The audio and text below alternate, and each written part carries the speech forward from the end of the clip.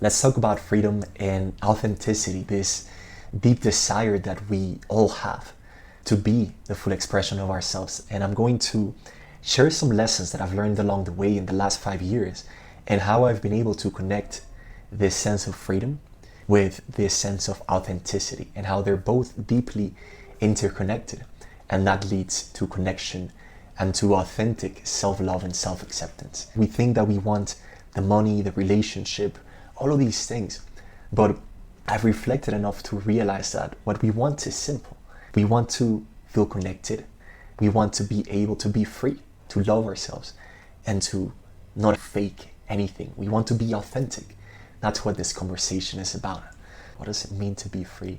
I love the word freedom. I want to tell you a story of how I discovered what freedom really means to me. And this was at a point where I was about to leave my 9 to 5. I was a civil engineer and I was living in Miami, and I had the supposedly perfect life, the car, the girlfriend, the money, the successful career. And I didn't feel free. I felt limited. I felt constricted. I felt sad and stressed. I kept thinking, why? Why are you feeling like this, JP? Why aren't you free and authentic? And this question got so deep into me that I felt in my heart the need to step away from everything and everyone and go into monk mode and spend a lot of months in solitude, just getting to know myself and discovering deeper parts of me, discover where this freedom is really coming from. So I decided to quit my job in Miami, and I thought, you know what, I'm gonna make the move all the way to the other side of the world, and I'm gonna move to Bali. I always had that dream of moving into a little nice house with the rice fields. And I was like, okay, let's do it. So I took all of my savings, I moved to Bali, and I spent 5 months on my own, every day just discovering little pieces of myself. And one day I was finishing yoga, which I learned to do in Bali. And I had a really good slap in the face because I was obsessed with this feeling of I want freedom. And I never stopped to think that perhaps the reason why I didn't feel free was that I wasn't allowing myself to be free. How can you be free if you don't accept yourself?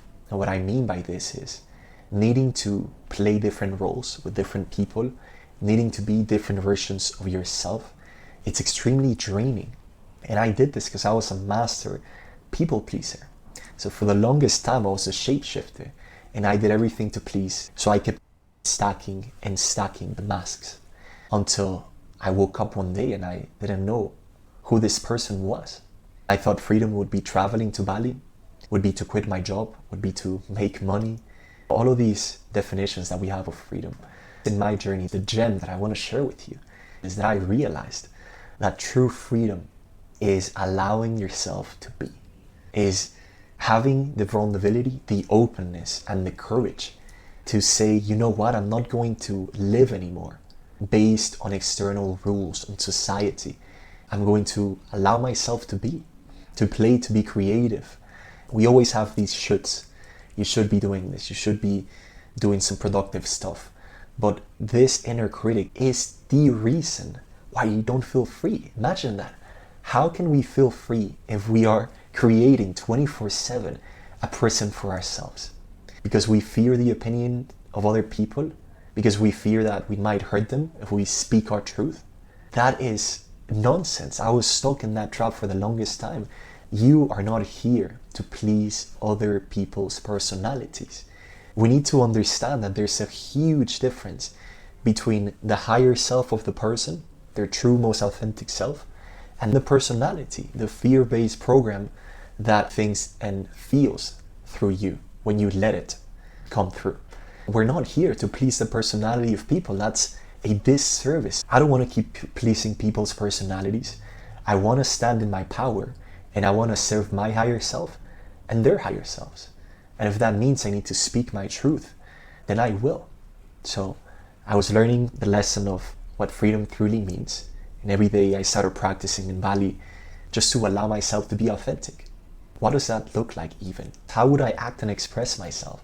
How would I allow this childish essence, this playfulness, which is your source of love, of true divinity? How would that person act?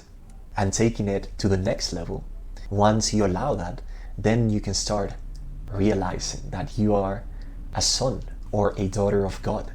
Part of God is within you, the great creator of the universe, and that is your true identity. It's not the personality.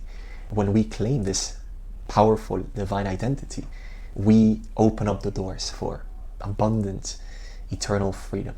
And in order to do that, we need to see within ourselves what are the different sub-personalities that are acting within us. There's always this inner war, different voices telling you different things in different directions, and we need to start unifying them. The battle is really always between your brain and your heart. We can't have freedom if there isn't unity of the mind and the heart. We need to allow them to become one. That was a huge revelation.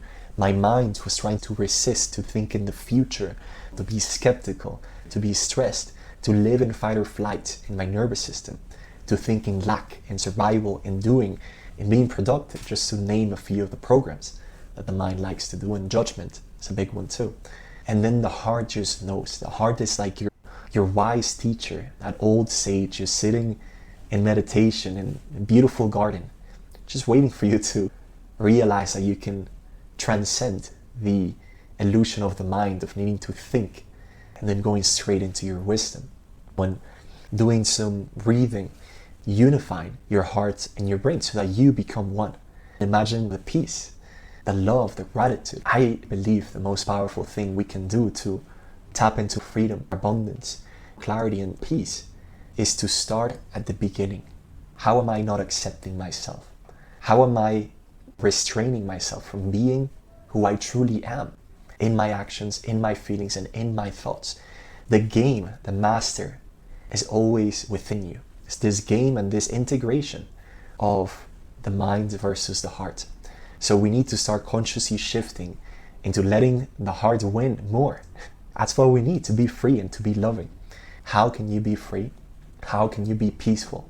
How can you love yourself? How can you succeed in business or have amazing physical health or be present if there's a part of you that doesn't accept itself, that judges you, and you experience a lot of self-criticism? That is the first step, my friend. That's probably the biggest lesson that I've learned over these last years. I need to go back to that root cause and ask, why is that? And then make peace within myself and know that you deserve every unconditional love from yourself and from other people's. You deserve to be free, to be peaceful, and to be loved. But you gotta start with it. Much love. Check the resources that I've linked below in the description. I'm looking forward to connecting with you, and enjoy the ride.